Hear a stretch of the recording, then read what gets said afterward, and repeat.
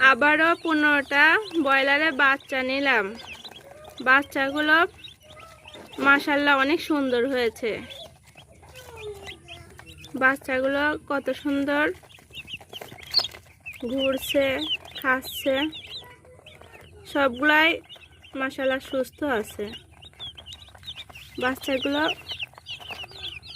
অনেক সুন্দর হয়েছে। এবারকার বাচ্চাগুলো কোনো সমস্যা নাই। বাচ্চাগুলো সব একই সমান, খুব চঞ্চল, সুস্থ। কাজের এই গেটের বাচ্চাগুলো অনেক সুন্দর হয়। মুরগিগুলো খুব দ্রুত বাড়ে। বাচ্চাগুলো কি সুন্দর ঘুরছে আর খাচ্ছে।